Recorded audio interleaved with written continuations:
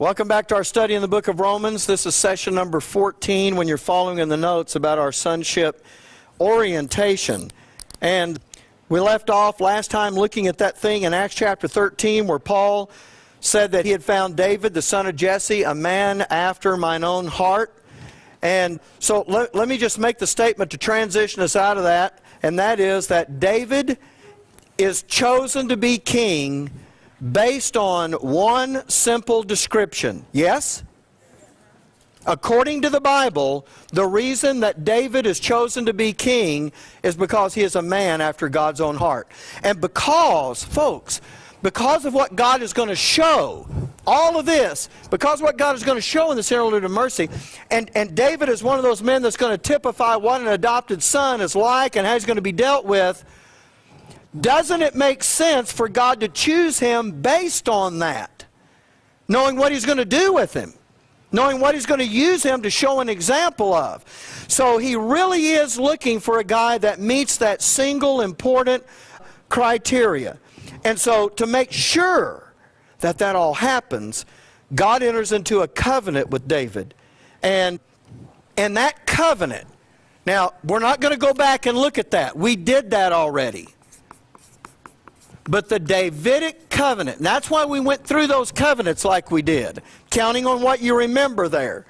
When God makes that Davidic covenant, he is going to covenant for, you remember, a king, a kingdom, and a throne.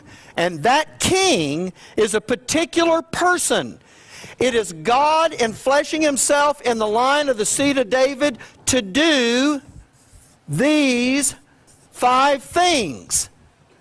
And the reason God says, I'm going to do that is why? Because God was bored, he didn't have much to do, he looked at his calendar, it was kind of clear. Why is God saying, I'm going to do it? Why? Because he's the only one that can. If he puts it in anybody else's hands, it will never get done. Those things are so critical and they're so big, they can't be done by who else can function as Redeemer? There, see, I'm just, and you can go down the list. You might install somebody as king. Will they be that king? No, they won't. Not anything close. So this is something that God says, I'm going to make sure all this happens. And by this Davidic covenant, you know what else he's doing? He is ensuring through the Davidic covenant that the Abrahamic covenant, or what we call the Abrahamic covenant, we call it Abrahamic because his name really wasn't Abraham when the covenant was made. But the Abrahamic covenant is going to get done because God, by the way, that was an unconditional covenant, right? What was Abraham doing when God entered into that covenant with him? He told him about it, and then they made the sacrifice. They cut the halves apart. But when God got ready to walk between those halves to signify entering into that covenant, what was Abraham doing? Sleeping. God put him to sleep, didn't he? Because you know what he said? Did Abraham ever walk through the halves? No, he did not. And do you know why? Because God said, I don't want you to do anything with this. I'm going to have to do it. What was the Abrahamic covenant? I'll multiply thy seed. I'll make thee a great name. I'll make thee a great nation. Remember all those issues. That's why we went, going through those covenants. The reason I'm telling you this is because we have to have an understanding, although I'm just going to cover it briefly, we have to be able to identify God's Jehovahness. And again, I know this is a term that we're not used to hearing, but I think this group, or anybody who's been following the DVD, I hope that we have it down by now, that when we're talking about God doing something by his Jehovahness, we're talking about him doing it by his power as Jehovah God. And when he does that, and then he does it, and then he gives it to whomsoever he's going to give it to. He's going to give it to them by grace. Now, here's my point in all of this, and we're going to go to a scripture, and I want to show you a couple of these things. God wanted to make of them a great nation. He was going to do that. He called his son out of Egypt. God was going to adopt them. This whole business was in play until they, at Mount Sinai, foolishly elected to go under the law instead of saying, yes, God, deal with us by your Jehovahness and grace. No, we will do it. And so when they foolishly did that, they said no to his Jehovahness. They kicked their adoption thousands of years down the trail. And they put themselves in a position now where they're going to be under the blessings and curses, depending on how they're conducting themselves. God writes their history out for them, and it's not a pleasant one. And they derailed God's plans to adopt them when they went under the law.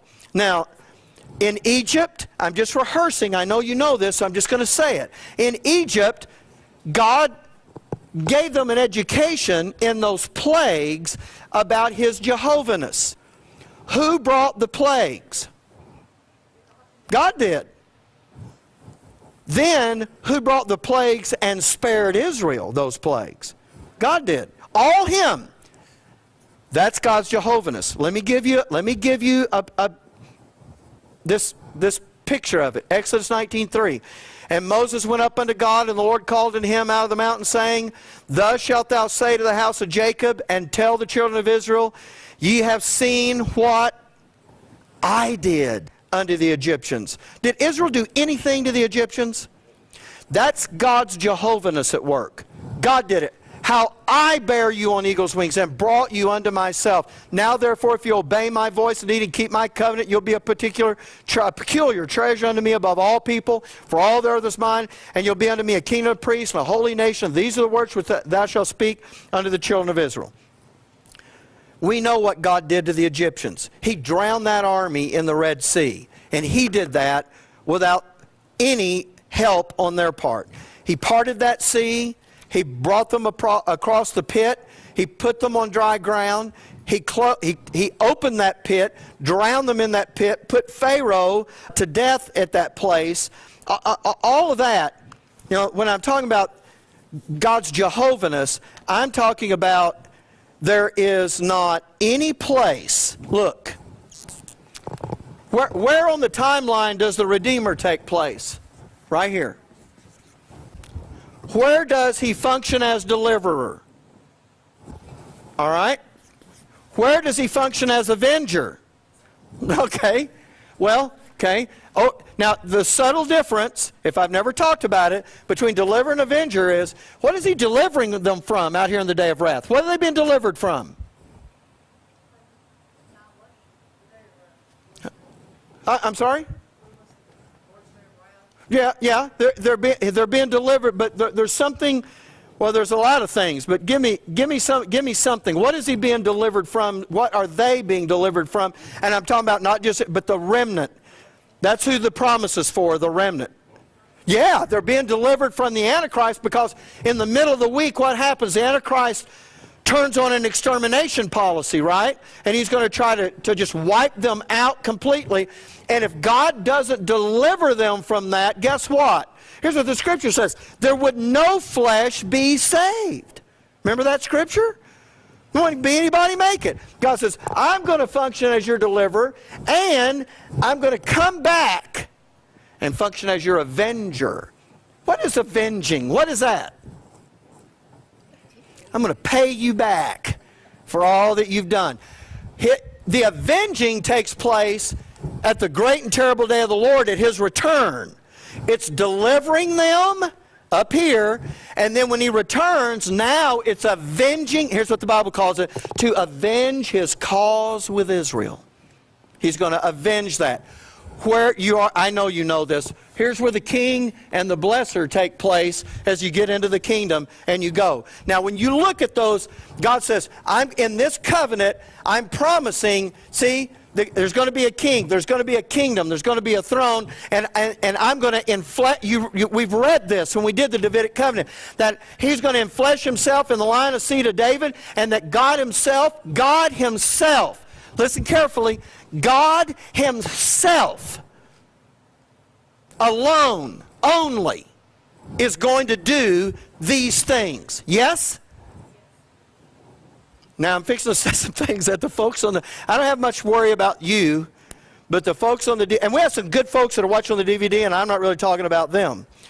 I mean, we have a guy up in Arkansas, Willie Johnson, that watches all the DVDs, and he wrote me an email, and he said, I'm one of those you're talking about on the DVD. But, you know, he studies, and he works at it, and I mean, he's tenacious.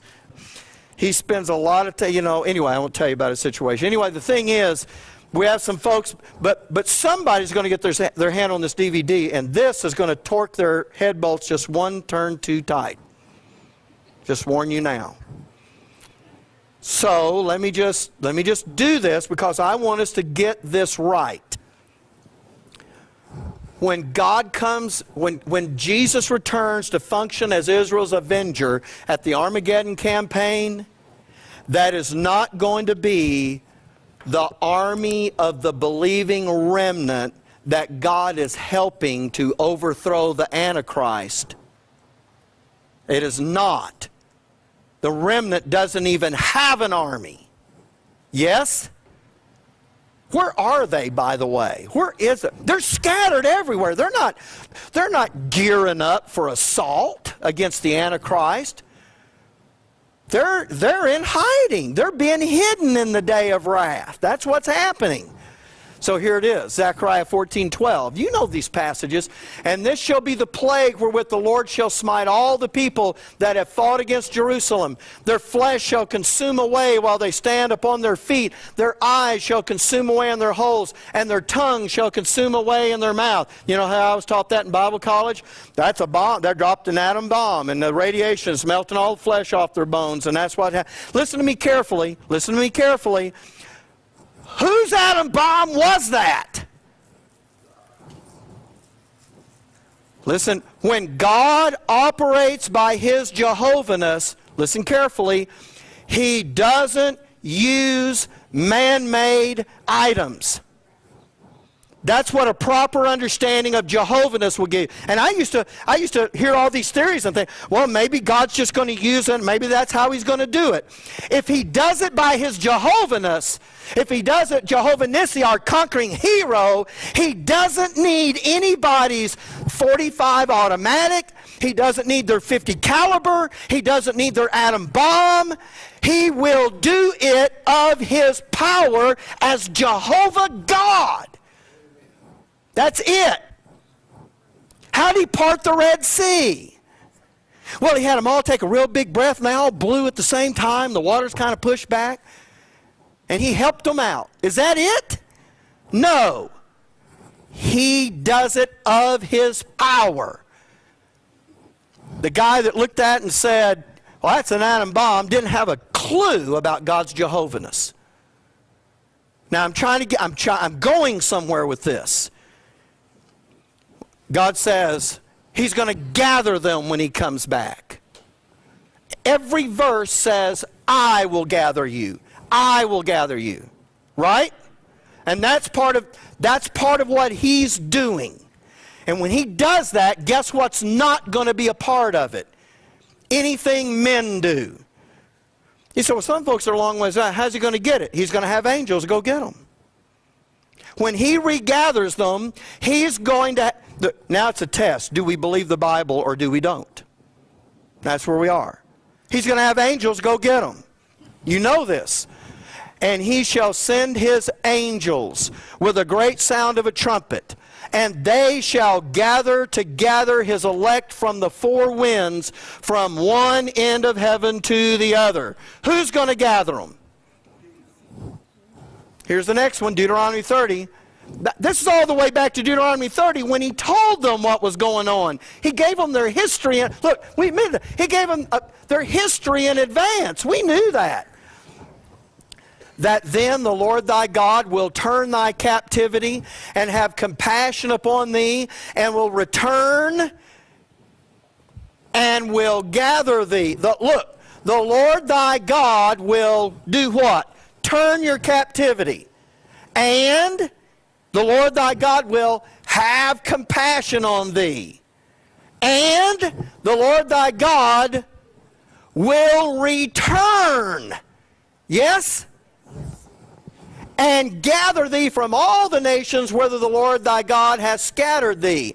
If any of thine be driven out unto the outmost parts of heaven. What did we just read back here in Matthew? From one end of heaven to the other. And here we are again. From the outmost parts of heaven, from thence will the Lord thy God gather thee, and from thence will he fetch thee. And the Lord thy God will bring thee into the land which thy fathers possessed, and thou shalt possess it, and he will do thee good and multiply thee above thy fathers. Who's going to do that? When he does it, by the way, would anybody look at what he did? Would anybody look at those plagues? Do you think anybody watching those plagues in Egypt went to their buddy's house and said, did you do that? Did you turn the water to blood? Because it's everywhere. Did you do that? Do you think any of them ask each other that? Don't be ridiculous. Every one of those let's go to the last one. The firstborn son in every family doesn't have the blood on the doorpost and the lintel dies. Do you think they looked at each other and said, okay, who did that? What is it about God's Jehovahness? You will never mistake it for something a man does. It'll obviously be him, will it not? When they see that pillar of cloud in front of them and that pillar of fire separating them from the Egyptian army, do you think they all looked around and said, okay, who lit that fire? That's a good idea. Do you think they did that? They did not. They obviously knew where that was from. When manna appeared on the ground, they didn't think Santa showed up and spread it around. They knew where it was from. It didn't resemble anything a man did. Yes? I'm going somewhere with this. And when he returns and avenges his cause with Israel, nobody will look at that and say, oh, you know what? It looks like maybe a man did that and God just used it. That is never the way his Jehovahness works. Ready for this? And when he sets up this kingdom and gathers them in, guess what? It will not be mistaken for anything a man has done. I'm going to plow this field one more time. So in the dispensation of grace in 1948, Israel became a nation. By God's Jehovahness or by men's political or an Israeli military operation. How did it happen? Would you say that was God's Jehovahness? But the whole point, I know you're saying that, but I'm going to tell you, the whole point of this is when God works in his Jehovahness, men can't get the credit. Because the way he does it is totally different than the way men would get it done.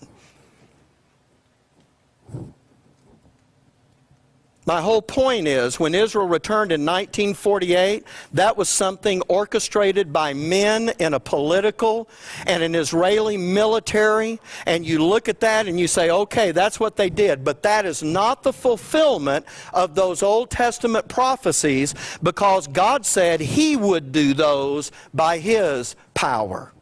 He would do it. And if you say this was the fulfillment of those prophecies, congratulations, you just removed listen carefully, you just removed the necessary return of Jesus Christ from the equation. He didn't have to come back in order to make that happen, while every passage in your Bible says he did.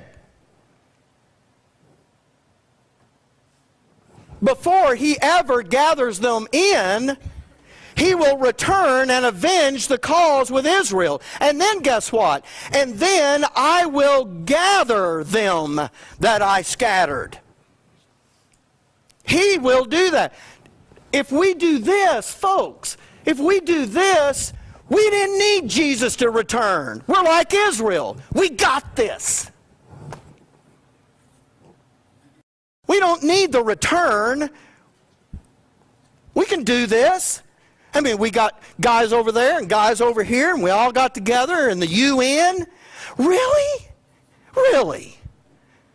You think God's up in heaven going, thank God that UN's there because I really needed that to get this done. My Jehovah-ness just, hey. Are you kidding me? When this gets done, you're going to see something that of such a nature you will have never seen anything like this in your whole life. Let me just run through these. Zephaniah 2:7. And by the way, the reason I said that is, look, well, now I've messed myself up. The Lord thy God will turn your captivity, have compassion on thee, and will do what? And then guess what? And gather thee. You know what? Maybe we should mark out that part about return because we need that. That's superfluous. We proved we can get that done without him. All right, I'm being facetious. Let's go on.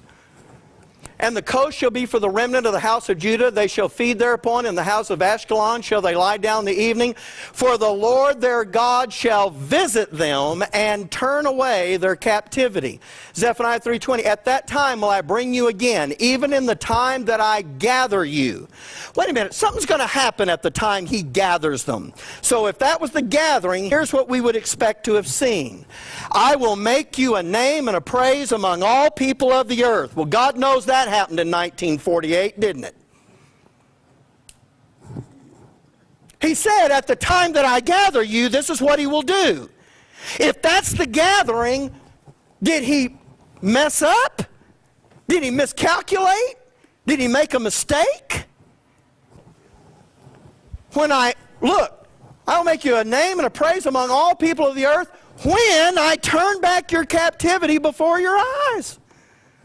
How about this one? Isaiah 11:4. But with righteousness shall he judge the poor and reprove with equity for the meek of the earth, and he shall smite the earth with atomic bombs and machine guns and grenade launchers and F-15s. You say, well, when it says he'll smite the earth with the rod of his mouth and with the breath of his lips he'll slay the wicked, the Bible's really not talking about God just doing it just like that. Really? And how do you know that? Isn't it funny? We take the parts literally we need to take, redemption and those kinds of things, but these kinds of things, we can't take them literally because God knows. He can't do that? He's not capable of doing that? Doesn't have the power to do that? I'm showing you that when he says he will do it, he's talking about him doing it, him doing it, him doing it.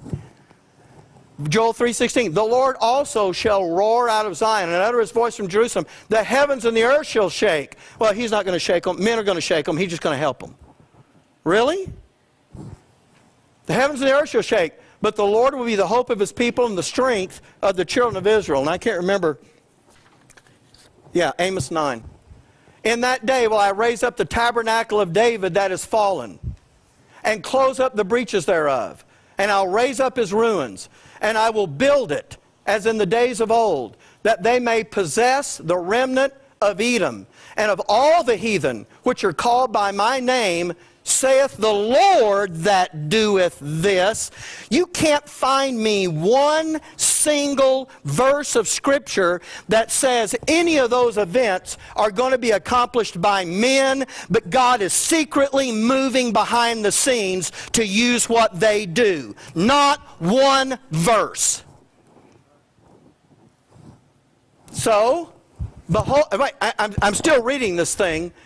Behold, the days come, saith the Lord, when the plowman overtake the reaper, and the treader of grapes him that soweth seed, and the mountains shall drop sweet wine, and all the hills shall melt. Now, I want you to see what's going on here. Look, he says, I'll raise up the tabernacle of David. Yes? All right? Close up the breaches. Raise up the ruins. I'll build it in the days of old. They'll possess the remnant of Edom, and all the heathen. That's what God says. And the plowman will overtake the reaper, the treader of grapes, him that soweth seed. The mountain shall drop sweet wine, the hills shall melt. I will bring again the captivity of my people, and they shall build the waste cities and inhabit them, plant vineyards and drink the wine thereof, and also make gardens and eat the fruit of them. I will plant them upon their land, and they shall be no more pulled up out of their land, which I have given them, saith the Lord. Did any of that happen here? Well, it looks like a different thing to me.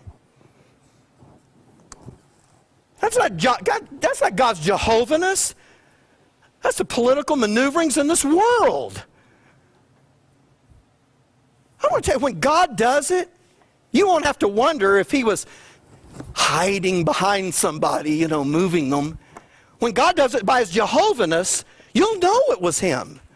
Why? He wants you to know it's him. He's going to get the glory in that thing. Ezekiel 34. Therefore will I save my flock, and they shall no more be a prey. And I will judge between cattle and cattle. And I will set up one shepherd over them, and he shall feed them, even my servant David. Right? That shouldn't be a surprise, because what we just read over here. He says, I'll raise up the tabernacle of David when I bring them back. So then he says over here, he says, and I'll set up one shepherd over them, and he shall feed them, even my servant David. He'll feed them and shall be their shepherd. You understand, in Ezekiel, David's been dead. When Ezekiel's writing this, he's giving prophecy, but it ain't about the David that was. It's about the resurrected David in the kingdom. He shall feed them, and he shall be their shepherd. And I, the Lord, will be their God, and my servant David, a prince among them. I, the Lord, have spoken it. And I will make them a covenant of peace, and will cause the evil beast to cease out of the land. And they shall dwell safely in the wilderness, and sleep in the woods. Now look how this started. That I will save my, and they'll no more be a prey. And then you can go out in the woods, and you don't have to worry about that. He says, let's see, I'm sorry. Not get all the way through. They'll dwell safely in the wilderness and sleep in the woods. Verse 26, and I will make them and the places round about my hill a blessing, and I'll cause the shower to come down in its season. There shall be showers of blessing, and the tree of the field shall yield her fruit, and the earth shall yield her increase, and they shall be safe in their land, and shall know that I am the Lord. When? When I have broken the bands of their yoke and delivered them out of the hands of those that serve themselves of them. You know where I'm going with this. So I guess they just, you know what? That must all be in their head, those Arabs trying to kill them over there, because since that was the fulfillment back there, actually God said they'll be safe in their land. I think they're dreaming this up. I think they're just putting on a straw man to make everybody feel sorry for them. Because God said they're safe. And since that, we're all convinced, right? That's the fulfillment. And since that's the fulfillment, they don't need to worry about that. God says, hey, you're okay. Or that's not the fulfillment. God's Jehovah-ness is not what men do. It's that which God does that when men look at it, say, that's God. Now, we have a way of saying that about bunches of stuff, isn't it? When a guy with bad credit gets a new car, we go, that's God. That's not God. That's just a banker that didn't assess properly. All right, where am I going now? Let me just see. Oh, this is 34. I left off there in 27, so now we're going to read the next verse, 28. And they shall no more be a prey to the heathen, neither shall the beast of the land devour them, but they shall dwell safely, and none shall make them afraid. Would you agree with me that that probably still has yet to happen? Yes. That's what I would think. Because he's told you when this is going to happen. All I'm doing with this is to say, now I spent more time on this, I really wanted to, and I did it in the notes as well. But I want you to understand that what God is going to do with David, he is going to make sure happens, because he is going to covenant to do it all himself in the fulfillment of the 5 mandates of the covenant that he makes with David. And God says, I'm going to do it myself. And God does enflesh himself in the line of the seed of David to do that. And now he is going to be, now I'm off of that other deal, so I'm done. But what I want us to look at now is the first criterion for being adopted as a son, because that's what got David chosen to be king. Which is, by the way David is going to labor with his father in his father's business on this earth. You read it, didn't you? Going to raise up. They'll have one shepherd over them, David. That's going to be his business. That's how he's going to labor with his father. Yeah, guess what that's called? Sonship. He's showing him how I'm going to show you. This is and he's going to give him an education. This whole thing is being laid out here. And so what we're going to see in this man, and we're going to talk about this phrase, this man after my own heart, is actually a description of the father-son relationship.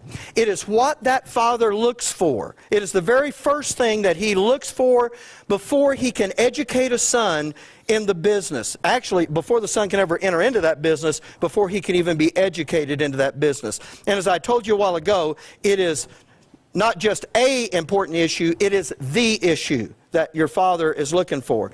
And the reason you need to know is because that's what is being looked for in us as well. Okay, now, let's see I don't know if I'm taking you to another verse yet. Let me just look and see what that next one is. Here's what God does with this. God says, okay, I'm going to, back here, or here, in this interlude of mercy, I'm going to put this thing on display about adoption and about sonship. Now you would think then all he needs is David. And let's put David up here. All he needs is David. He'll show him how an adopted son is treated. But what's odd is, look at this next verse. And there shall come forth a rod out of the stem of Jesse. Who is Jesse? That's David's father. And a capital B branch shall grow out of his roots. Who's the branch? That's Jesus, right.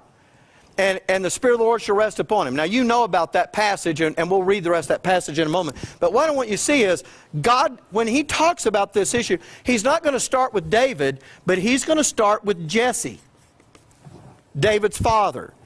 Why?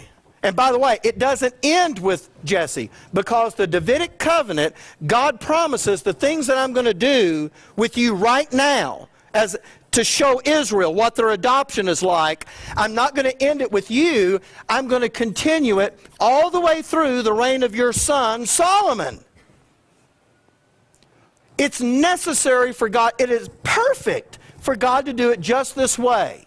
First of all, and you say, well, David's kind of the key. Well, he is, but he has to go back to Jesse. I say he has to.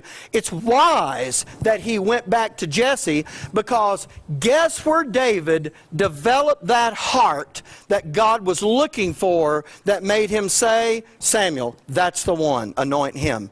Where did he get that heart? From Jesse, from his father. I'm going to show you a verse. It's going to knock your socks off. This is great.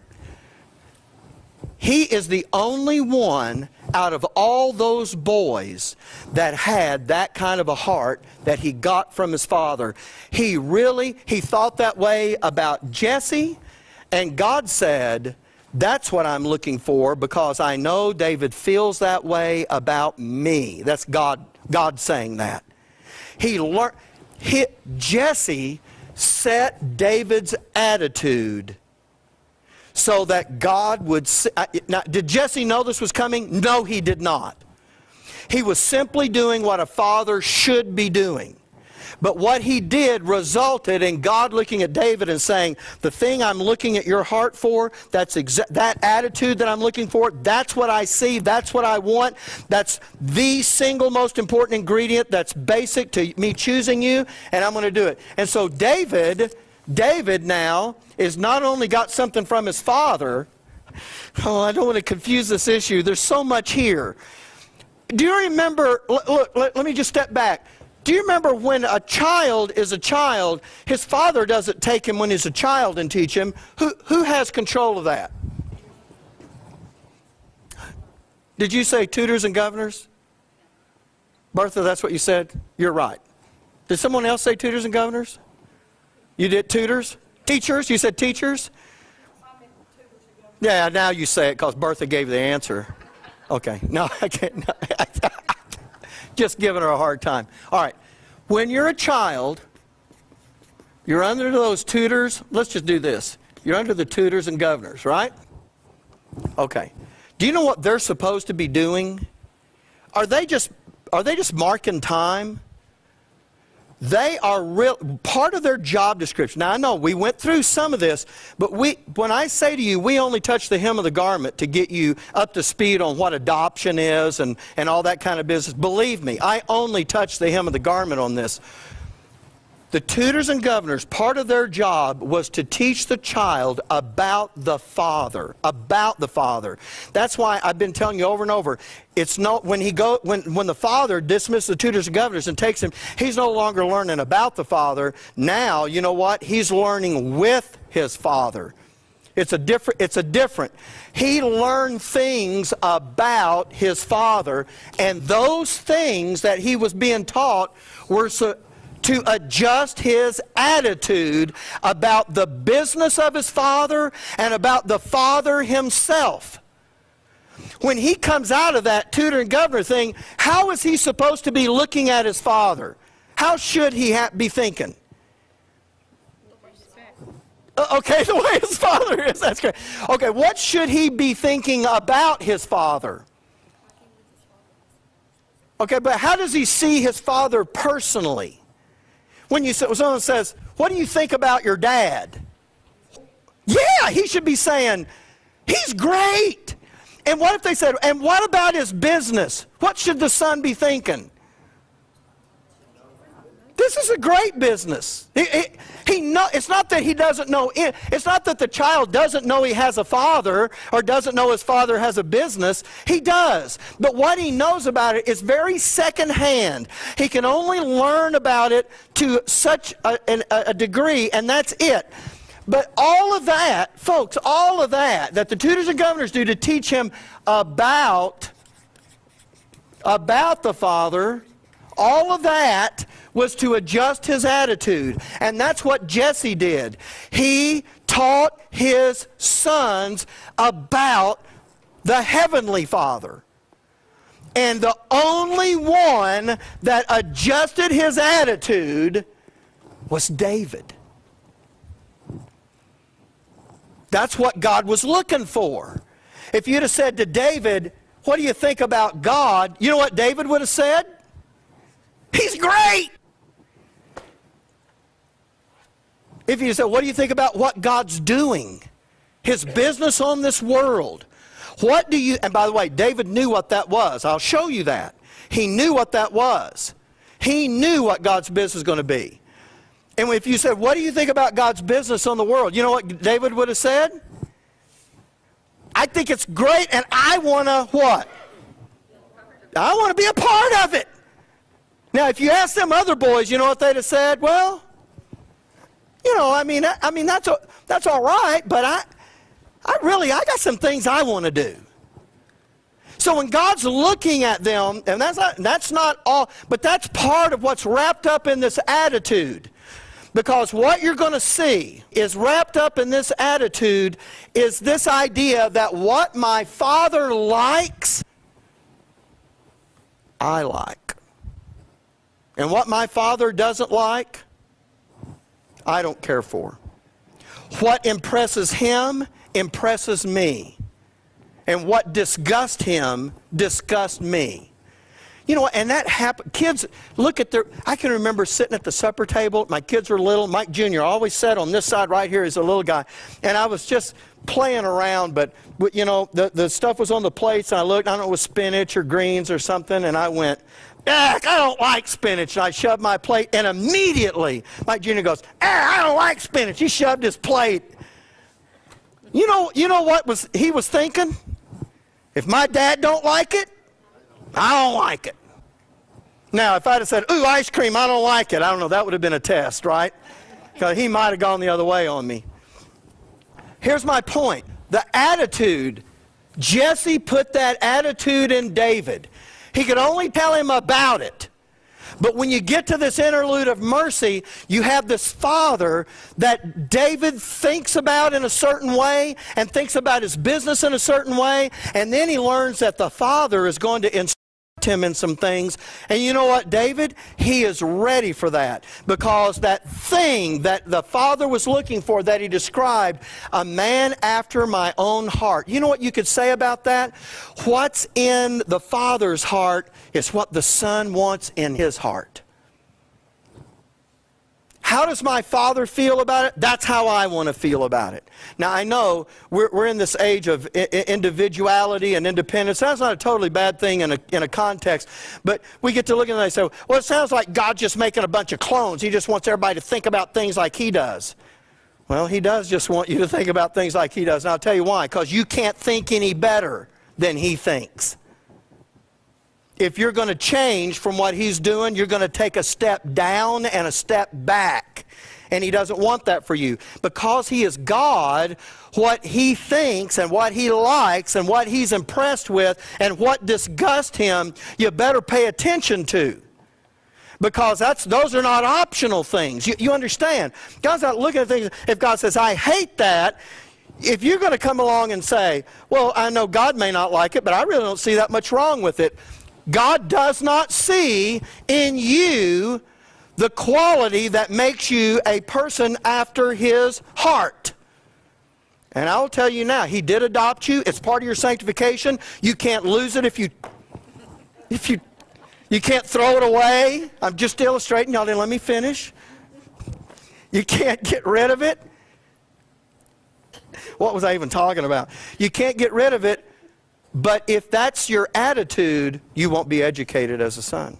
You know what will happen? So suppose they came here and they learned about adoption, they learned about the sonship curriculum and all that kind of business, and then they get to the place where God's going to say, here's how I feel about something. You know what's going to happen? Someone would come here and they would go, you know what? That's not as big a deal to me as it is to Mike or to those people that are there. That's just not as big a deal to me. And they'll leave. And they're not going to be educated. They can even come every Sunday and sit right beside you in this room and get the same notes you're getting and fill in note takers when we have them and do all that kind of business. But if this is not what's in them, they're just hearing this. Wah, wah, wah, wah, wah, wah, wah, wah, wah. That's all they're hearing. It's not in them. It's not in them. They can repeat all the answers, but it's not in them. Do you know the difference between someone saying what you know you want to hear and saying what's really in them? You know the difference between that, and so does your Heavenly Father. And by the way, He is the one that looketh on the heart. That's why you can't fool Him with this. In fact, this curriculum is built so that you can't fake it. You can't fake it. This is so good. God has constructed this foolproof curriculum. All right. Now what? Great. In the minute and 26 seconds that we have left, let me see if I can get you to the next verse. Let me leave you with this one. We really need to talk about this. This is Proverbs, by the way. Let me just blank it out a minute. The book of Proverbs is written by Solomon, but in the first 10 chapters, he is quoting his father David. And the reason, I didn't finish this, Jesse is the one that sets the attitude so that David can be educated. And there has to be a Solomon, or I'm saying God is wise and showing us, continuing it through Solomon, because now you have the whole cycle. An educated son teaching his son. That's why God doesn't just say David and we leave it at that. He wants to show you, here's how David got to where he could be educated now by the Father. And here is what an educated son does to his son. Now, if you're in Proverbs, Look, just go to Proverbs right after the book of Psalms. And I know we were in chapter 4 in the PowerPoint, but I want to show you a couple things before we get over there. Look with me in chapter 1 and verse 10. Look what, this is Solomon quoting David, and look what he says in verse 10. My son. And then he gives him this piece of advice. If sinners entice thee, consent thou not. Then look with me over in chapter 2 and verse 1. My son. And then he gives him that piece of advice. If thou wilt receive my words and hide my commandments with thee. Look at chapter 3 verse 1. My son. This goes on all the way through chapter 10. Where Solomon is saying, here's what my father said to me. My son. My son, my son, hear this, learn this, know this, do this. And he's educating it. You know what you're looking at here? You're looking at the curriculum. Now, here's what I want you to see about David, what he says about himself. In Proverbs chapter 4, he says this, hear, ye children, the instruction of a father. Why? Because that's setting your attitude. Hear the instruction of a father and attend to know understanding. For I give you good doctrine. Forsake ye not my law. For I was, now verse 3 is where I want to get to. For I was my father's son. Wait a minute. Wait a minute. I was my father's son. Well, who isn't? That's a boy. I mean, can't I say that? I'm my father's son. Can't Robert say that? I'm my father's son. Randall, I'm my father's son. Randy, I'm my father's son. Every guy in here, I'm my father's son. Is that really what he's saying? I've got a dad. Or if he's my father, I'm his son. That's not what he's saying. You know what kind of son he's talking about here? Talking about an adopted son. Talking about a son that's going to be educated to labor with his father in his business. That kind of a son. Look what he says. For I was my father's son. Did he have any brothers? Sure he did. Why didn't he say we were all our father's son? Do you know why? Because in the sense that son is being used here, David's the only one. And if you don't believe that, let's finish the verse. For I was my father's son, tender and only beloved in the sight of my mother. Only beloved. You know what he didn't say? He didn't say most beloved. That would be a comparison between him and the rest of the brothers, right? He didn't say most beloved. He said what? Only beloved. Now you say, oh, you mean the mother didn't love those other boys? Sure she loved her other boys. Bible's not saying here she didn't love her other boys. He's talking to you in a context. As an adopted son, I'm the one he adopted. I'm my father's son. Adopted son. And my mother, I was the only beloved. You know what? The rest of the boys didn't have what it took to be looked at in this way. That's why when they parade those guys in front of Samuel, God says, don't look at the outside. I'm looking on the heart. You keep going. I told you 2 chapters back, I want the man that's after my own heart. That's what I'm looking for. That's the criteria. And here's David coming along and saying, I was my... You know what I was taught in Bible college? This is great. They said, look at the wonderful poetry of how the King James says things. For I was my father's son. It's very poetic. When you don't have a clue what that's talking about, the only thing you think that is poetry. I was the only beloved in the sight of my mother. Oh, the mother just loved David so much that even though she did love the other boys, that he just thought he was, you know, he was especially loved. They charged money for you to take those courses. Charged me money.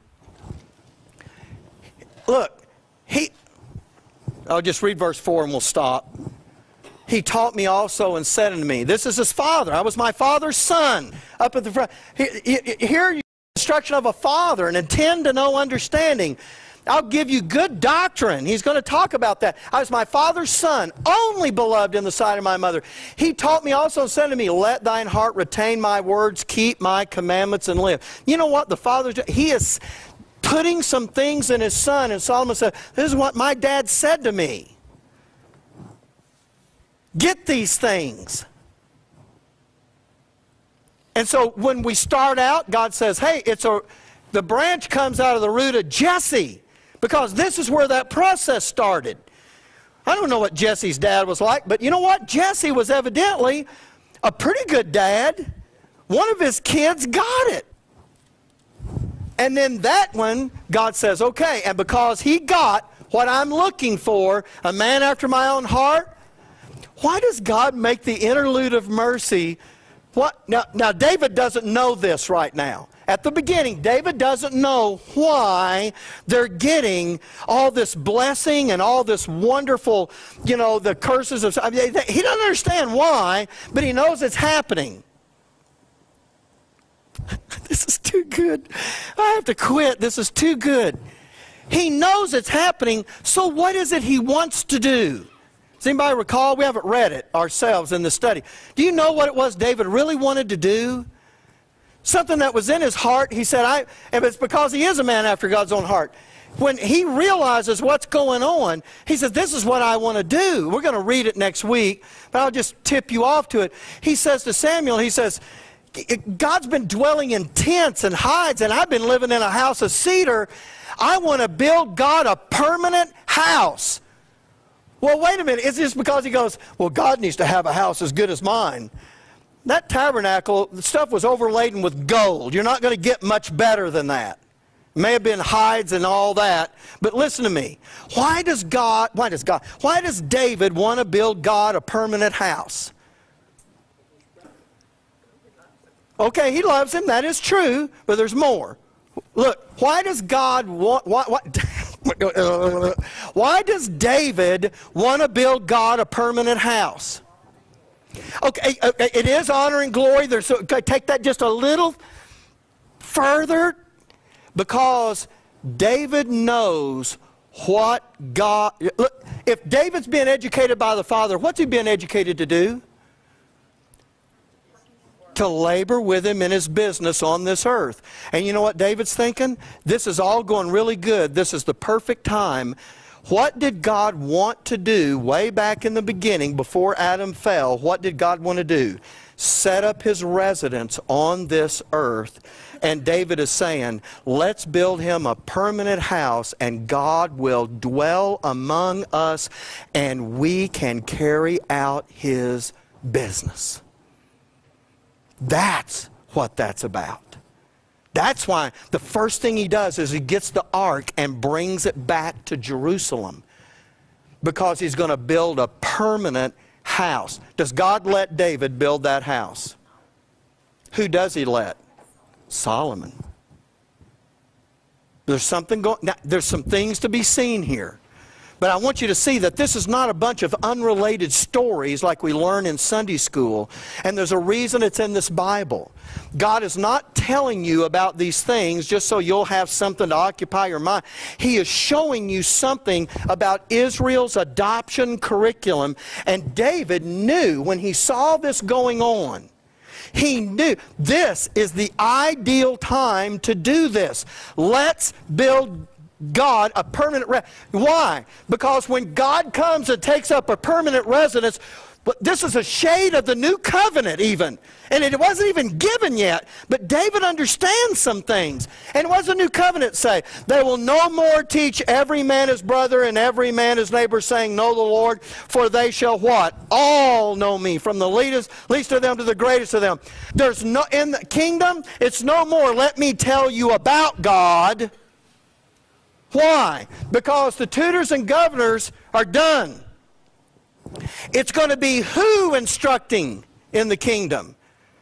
God himself. That's sonship. That's sonship. And he said, and that's what David is saying. Let's get God down here permanent. guess what? We won't be just learning about him from somebody now. He will. Listen, this is what he says in the song. He will teach us of his ways. He'll do it. He's going to educate us like sons. He sees it. The only people who don't see it are the people who get paid to teach the Bible in Bible college. That's the only folks that can't see this. He knows what's going on with that. And so, okay, well, I could keep going. I'm just going to keep going and it'll be Monday. All right, so here's what we'll do. We'll stop here. But at least, I'm not saying do you have all the answers to your question, but do you see the flow of this?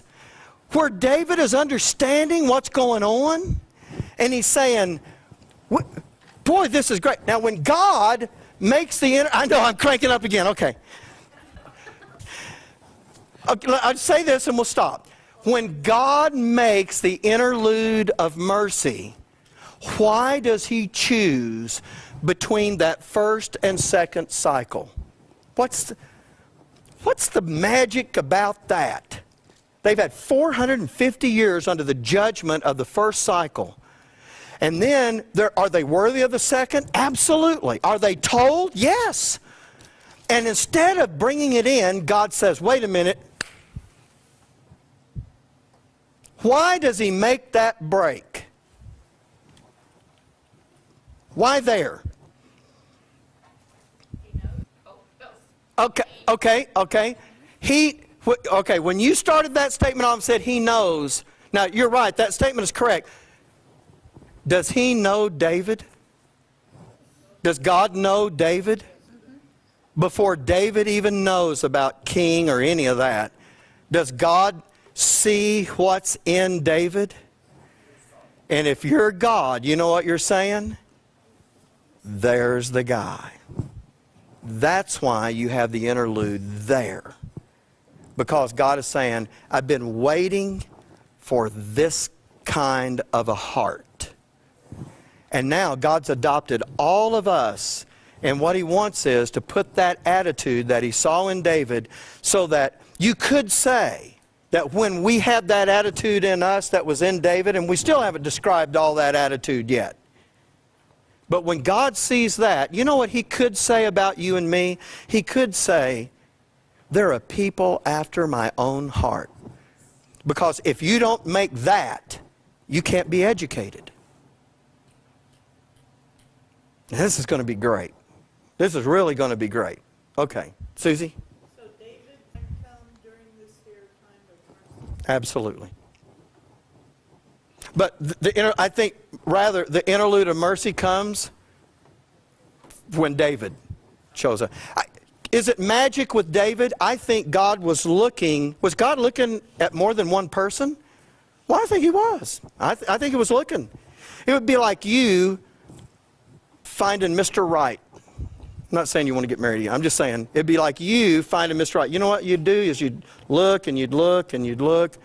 And then when you find this one, you go, let's have an interlude of mercy. You know? So God knew that David was going to be there. Or somebody was going to Sure. He didn't know which one. Oh, yeah, God knew. Oh, yeah, God knew from the beginning. But he doesn't tell Samuel. He knew the interlude of mercy would be there. Sure he did. Sure he did. He knew. I just want you to understand the why of it. The why.